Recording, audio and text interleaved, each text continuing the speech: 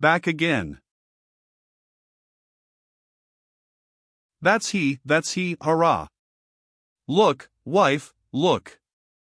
He's sitting on the box of the coach that we may see him the better. Hurrah! And with a cheer which came from the heart, Michael Garth lifted the straw hat from his wrinkled brow and grey hair, as a carriage drove rapidly along the country road, by the side of which stood his neat little cottage. Bless him! Bless him, faltered old Martha, grasping eagerly her husband's arm with her trembling fingers, and straining her dim eyes to see the vicar's sailor son returning after 10 years' absence from England. He sees us, he minds us, said Michael. He's lifting up his cap. Cheer, Matt, cheer, are ye dumb, lad, cried Martha to her grandson, a red-haired lad of 16, who had come running from the plough to see the officer drive past. Matt cheered, and his grandfather cheered. Hearty and strong sounded the old man's voice, if an old man he could be called who had none of the weakness or infirmity of age. And Lieutenant Harry Maude nodded and smiled, and shouted out as he passed a kindly greeting to the good old couple whom he had known from his childhood. He's not changed, not a bit changed, cried Michael, as the carriage rolled away down the dusty hill.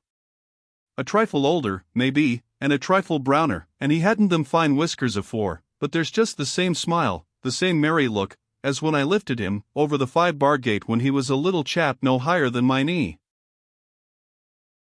How happy the vicar and all the ladies will be, said Martha, wiping her eyes with her apron, for the pleasure of seeing the young master come back had made them fill with joyful tears.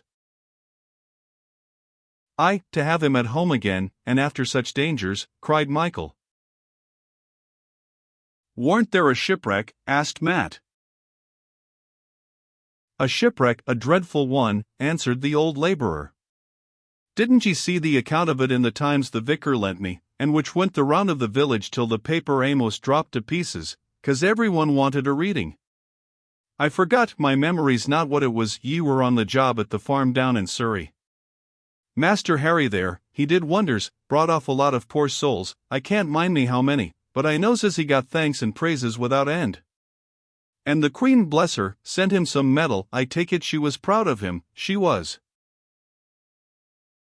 We are all proud of Master Harry, cried Martha. If I was the Queen, I'd make him a duke. I hopes now he's got such a deal of honor he'll not be above thinking of poor folk like me. He'll not forget us, not he, said old Michael, rubbing his chin. Master Harry won't never forget us. We'll have him at the cottage tomorrow, I'll be bound. Nay, old man, we mustn't look for that, said Martha. Mind ye what a many years he's been from his family, and what lots they'll have to say to each other, and what a many friends will be coming to see the lieutenant. We mustn't expect him tomorrow, nor the day after, for that's when the squire's daughter is to be married, and Master Harry will be at the wedding, on course. He'll be bridesman, I suppose, observed Michael. And more looked at and thought of a deal than the bridegroom himself, save by Miss Lily the bride, said old Martha, as she turned and re-entered her cottage. Though the good woman had expressed her belief that a visit from Lieutenant Maude was not to be expected for 2 days longer at least, there can be no doubt that she kept her cottage in as high a state of preparation as if he might at any moment appear. There was not a spot on her pots and pans, not a speck of dust rested on the rows of plates, willow pattern, that adorned the shelf on the wall, nor on her clean-washed floor. Fresh snowdrops were put into the broken-handled crockery teapot, which served as a jar for flowers. The glass of the case which held the stuffed owl which Harry in his boyhood had so often admired, was rubbed as bright as a mirror. Martha took into daily wear that green shawl which the young sailor had presented her with before going abroad, and which she had reserved for high days and holidays, as she had deemed it much too good for a poor old body.